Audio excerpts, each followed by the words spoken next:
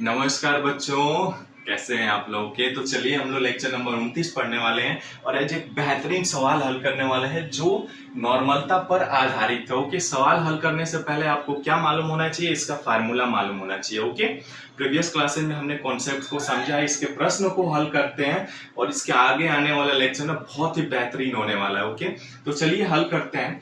Request करूंगा हल करने से पहले यदि आप चैनल पर नए तो प्लीज चैनल को सब्सक्राइब, लाइक और शेयर कर लीजिएगा, साथ में घंटी के आइकन जरूर दबा लीजिएगा। ओके, देखिए कह रहा है सोडियम कार्बोनेट है Na2CO3 के 5.3 ग्राम 500 ml में घुला है, तो विलयन की नॉर्मलता बताइए। ठीक है, सबसे पहले देखिए क्या है नॉर्मलता, हमें पूछा है तो हम जानते हैं कि नॉर्मलता की फार्मूला क्या होता है, विलेय के ग्राम तुल्यांक की संख्या बटे आयतन लीटर में। ओके, या इसी को हम शॉर्ट रूप में भी कह सकते हैं, नॉर्मलता n बराबर विलेय के ग्राम तुल्यांक की संख्या बराबर क्या फार्मूला होता है, क्या होता है, weight of solute by equivalent of solute गुणे आयतन लीटर में। इतना तो हम जानते हैं, है ना, इस फार्मूला से। अब चूंकि यहाँ पे क्या क्या दिया है, देखिए सोडियम वेट हमें दिया गया है, वेट ऑफ सॉल्यूट क्या है, वेट ऑफ सॉल्यूट दिया गया है कितना, 5.3 ग्राम। ठीक है, अब इक्विवेलेंट वेट निकालना है, तो इक्विवेलेंट वेट कैसे निकलता है हम जानते हैं, यानी इक्विवेलेंट वेट यानी तुल्यांकी भार कैसे निकालते हैं, अणु भार है ना, अणु भार बटे एक्स फैक्टर निकालते हैं।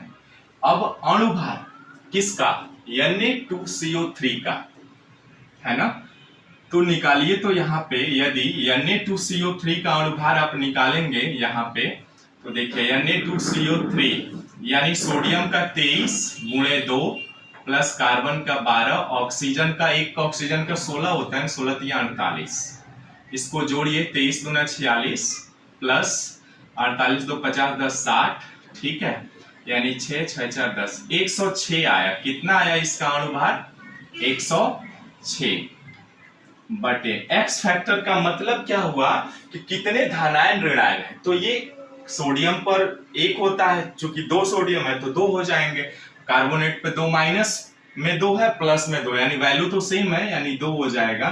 तो इसका इक्विवेलेंट वेट निकालेंगे तो 2 पचे 10, ठीक है, 2 3 6, यानी 53 आएगा। इक्विवेलेंट ऑफ सॉल्यूट इतना आया, ठीक है, यानी ये भी हमें मिल गया, इक्विवेलेंट भी वेट भी मिल गया। आयतन दिया हुआ है लीटर में यहाँ पे फार्मूला में, बट यहाँ पे ml में दिया हुआ है ना, तो आप जानते हैं ml में कन्वर्ट कर लीजिए, यानी इसी फार्मूला को लेकर आगे बढ़ते हैं। n बराबर WS का मान कितना है, देखिए 5.3 divided by equivalent of solute कितना है 53, और चूंकि आयतन ml में है तो 500 बटे 1000, भाग दे देंगे, 1000 ऊपर चला जाएगा, यानी 5.3 गुणे 1000 बटे 53 गुणे 500।